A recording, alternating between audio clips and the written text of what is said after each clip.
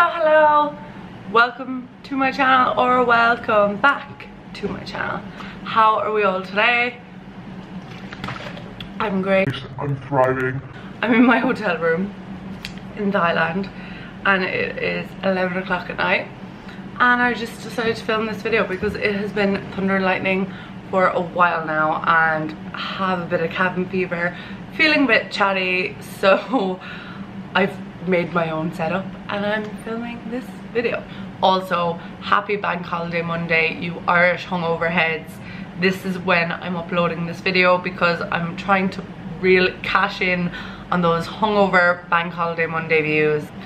So today's video is going to be all things skincare, my skincare kind of journey, what I use now, products that work for me. And yeah, so I hope you enjoy the video. If you do enjoy the video, or if you do enjoy my channel, please give the video a thumbs up. I'm sorry, what was that? Please give the video a thumbs up and subscribe. And yeah, let's get into the video. If you don't know, I'm gonna start from the very start.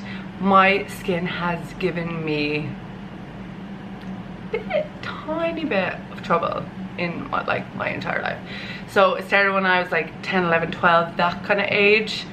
4th class I think it was, or 5th class maybe, I don't know. The time in your life where you start to become a woman started a bit early for me and gave me acne. So that was amazing, and I basically had like really red bumps, like it was so aggressive. I don't even know if I have pictures, and if I do, they're probably really bad quality, but I will insert them here. It was horrendous. Like I went from having like oily skin to dry skin, from like different skin, like topical medications, like proper prescribed ones. I went to doctors, skin specialists, dermatologists.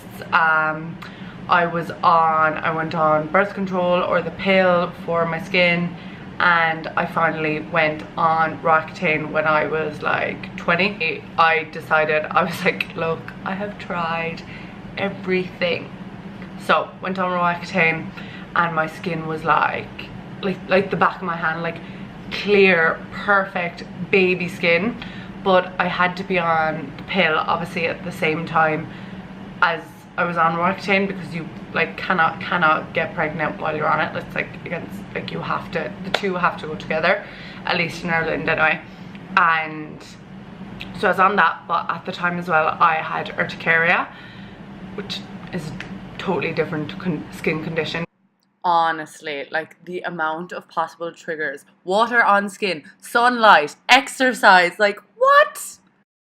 But I had that as well, and it flared up really bad when I started the Roaccutane. So I didn't know, was it the Roaccutane or the pill, but I came off both. I was only on Roaccutane for about 3 months, but it definitely did like clear up my skin. Obviously now I'll do a little close up. My skin is nowhere near perfect. Like I'm not out here saying that it is, but I do think that one of the reasons I got into makeup and skincare and beauty and everything was my bad skin, to cover it up. I don't use makeup as a mask. I don't use makeup as like a defense, not a defense mechanism, but like a coping. Like I'm perfectly comfortable going anywhere without makeup. Like I don't care. Literally, if I want to wear makeup I wear it, if I don't want to wear makeup I don't. That's how I feel with it now. And I feel like at 25, literally when you think about it, it's like 15 years, or well, till I was 21, so definitely 11 years of like hell with my skin. Like I used to spend hours in the mirror, like picking up my skin, like looking, like finding every single like flaw, and it's just, it's not good. Big disclaimer, nothing here is sponsored. I'm not promoting Roaccutane because I know it can be very detrimental to people's mental health, and everybody's skin is different. What works for me mightn't work for you, so I'm just putting that out there, that I'm not saying, I'm not a dermatologist, I don't know what's going to fix your skin, but I do know that going about it the right way, trying different products, and definitely either seeing a dermatologist, a facialist, or a skin doctor of some kind will help you out in the long run. Otherwise it's just going to be trial and error of everything for years. When I was in Sydney, I went to a lovely girl, her name was Jacinta, she was Irish. She invited me in for a facial, and she actually told me that I have acne rosacea apparently, which it's great, but that is one of the reasons that I would have the high color on my face, and it would be predominantly present here. And she gave me, or I bought 2 products from her that I found have really been helping with the overall redness of my skin. Like, as you can see now, obviously with lighting and stuff it's different and it's nighttime, but my skin isn't that red, I wouldn't say. Obviously there is a bit of redness, my skin isn't perfect, but compared to what it was before. So the 2 products I've been using from her, so this is the O Cosmetics Gentle Antioxidant Cleanser. It smells insane. You only need the tiniest bit. It's suitable for all skin types, including reactive and rosacea skins, which is obviously good for me, because if I'm using a cleanser that isn't suitable for my skin type, then my skin is just going to get worse. And it's really annoying because most skincare brands, like, they don't sell little minis.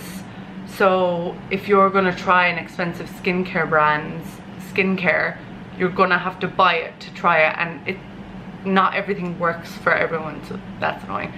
Either way, so that's the cleanser I'm currently using, and it's the Comfort Cream. So this says it's professional strength with peptide complex, and again it has omega-3, 6 and 9.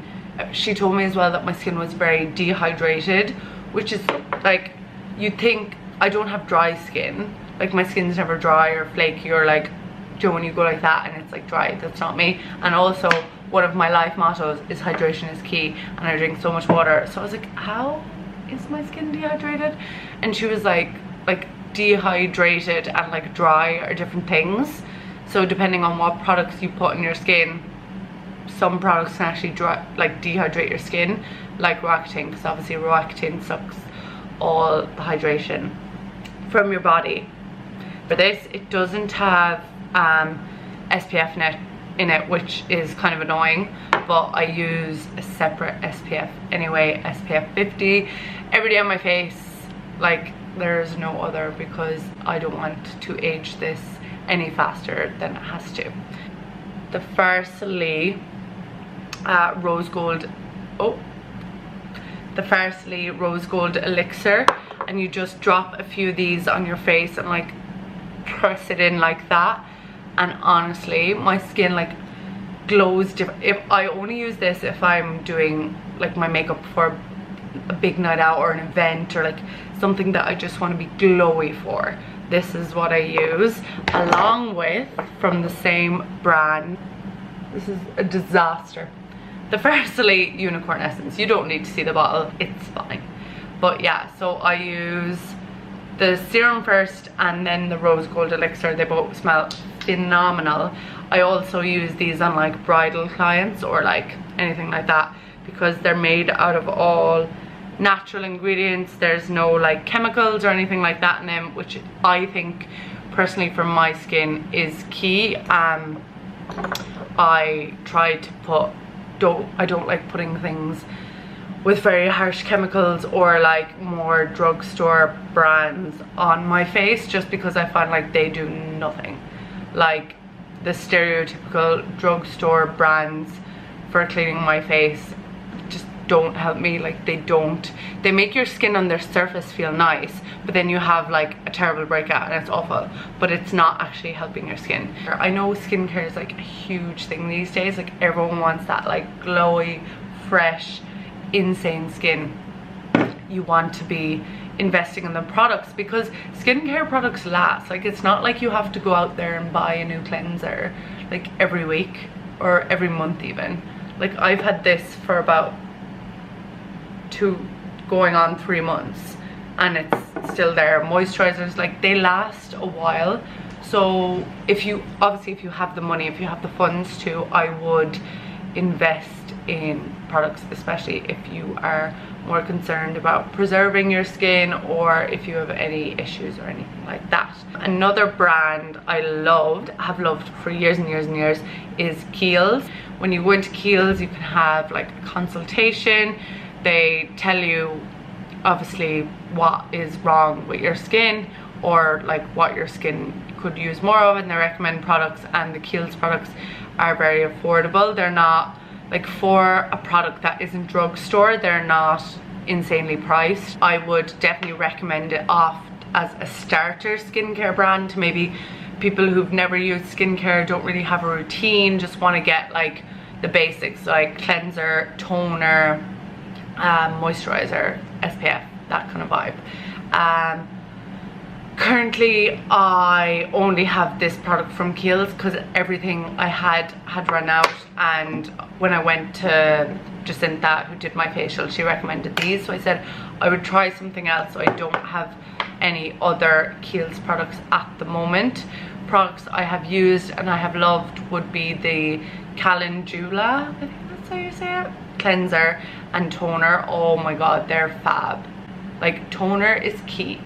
Toner rebalances the whole entire pH balance.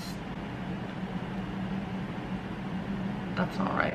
Anyway, of your skin. So whether you've dry skin, oily skin, whatever, but you want to avoid toners with alcohol because they will dry out your skin more, and the drier your skin is, the faster it ages. Woo. So yes, so Kiehl's is definitely a brand I would recommend a bit younger, who are just starting out with their skincare, who don't really know what to do, don't have the money or don't want to invest in someone to do facials or anything like that, but want to kind of get a sort of routine together that they can feel good about it. Another thing I have been using, the Mario Badescu, it's just a facial spray, and I just like it to hydrate my face, because in Thailand you're like, I'm like sweaty and humid and feel disgusting, so I just carry this in my bag and just spray it on my face and hope for the best. But it says that it replenishes the skin with an infusion of calming botanicals and lavender essential water. The facial mist delivers a soothing boost of hydration as antioxidant, vitamin C, combats skin aging and free radicals. And obviously my skin's dehydrated, so I feel like this can help. I'm not really sure, but I really like it, and it's cruelty free and paraben free, so it hasn't made my skin bad. I haven't had any reaction, so I will continue using it because I don't know why. And then another product which I recently got, which I just bought into the hype, I'm not even gonna lie. I was in Mecca and I saw this in the little samples section. Do you know, on the way to your till, Mecca is like the Australian Sephora. Do you know, on the way to the till when you're like browsing and you see all the minis and you end up buying 7 of them? Or is that just me? But I saw this and I completely bought into the hype, and I was like, I absolutely need this as my plain skincare. Who do I think I am? But it is the Tatcha water cream. This stuff is so hyped. It's says it's pore perfecting Japanese wild rose for normal to oily skin.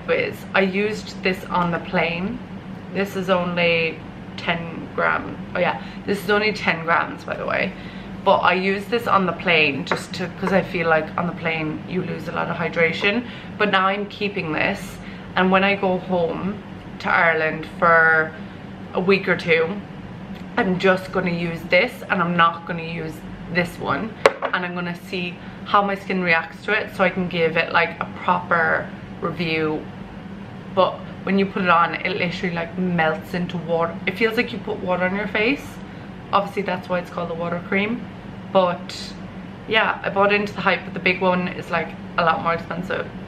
It smells nice. I feel like this is good. I'm not really sure, and I've vowed not to use it until I'm back in Ireland again, because while I'm in Thailand I feel like I can't give anything a proper go, because obviously my face is so sweaty and ooey during the day due to the humidity, and I just feel like using that here would be a waste, you know. Whereas if I try it for like 2 weeks at home and I notice an insane difference in my skin, then I'll know I can invest in it and I'm okay with that. Whereas if I don't really know, then there was no point in buying this in the first place, you know. So my own skin, I have, I would say, normal to combination acne prone skin, I guess. Yeah, it's acne prone, it's kind of sensitive. I wouldn't really be dry. I was dry for a period in my life when I was younger, and then I was obviously dry when I was on the Roaccutane, but I don't really struggle with being dry, and I'm not very oily either. I'm very normal, but obviously acne prone, which is great.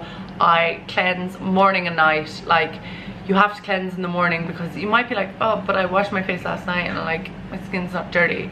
But like, you slept, and when you sleep you sweat, and then all the dirt and everything gets clogged in your pores overnight, and the pillow, unless you change your pillowcase every day, like your pillowcase isn't clean, so you need to wash your face in the morning. So I cleanse twice a day, morning and night. I moisturize twice a day, morning and night. I use SPF every day. I'm not using a night cream at the moment, and I don't get regular facials, but I want to start incorporating that into my routine. When I go home to Kerry at the end of the month, I am going to be on the hunt for an insane skin specialist, not a skin dermatologist, like someone who can give me facials, who can work with my skin, who can, like, I want my skin to be like on point, because like I don't feel uncomfortable in my skin now, but I'd love to have like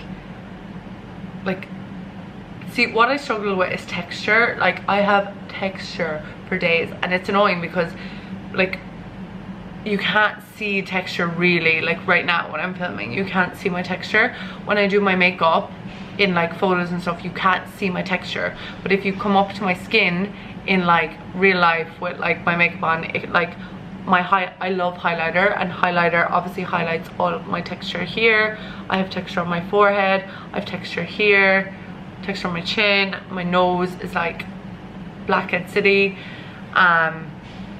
and I just want to sort that, because I feel like, why not invest in my skin, you know? And I could take you on that journey with me. If anyone would be interested in something like that, please comment down below, so I know I could do like my whole, but see, I just need to find someone first. Like, I need to do my research, but I want someone who will like really work with my skin to get it to a level that I want it to get to. But I want to try and do that and like document the whole thing, or like get the pricing, because it's such, like, especially for people my age, I feel like it's not widely known like how much it really costs to like get a facial done every like 6 to 8 weeks, or however often you need it, and like what it really costs to like take care of your skin and get your skin to a level that you're happy with. Whether your skin is very problematic or less problematic than mine, I don't know, but I know everyone always has their own insecurities. Anyway, I know that this will be of big interest to a lot of people, because one of the main messages I do get is about skincare and what I would recommend and stuff like that. And I know for people who have been following me for a longer amount of time would have seen photos where my skin would have been worse, and like my skin's probably at the best it has been in a while right now. So yeah, I hope you enjoyed this video. Please comment below if you have any skincare like tips or queries or anything that I can help you with. I will always comment back down below. Give it a thumbs up if you enjoyed. Subscribe and hit the notification bell button so that you get a notification every time I upload. Thanks for watching the video, guys. I will see you in the next one.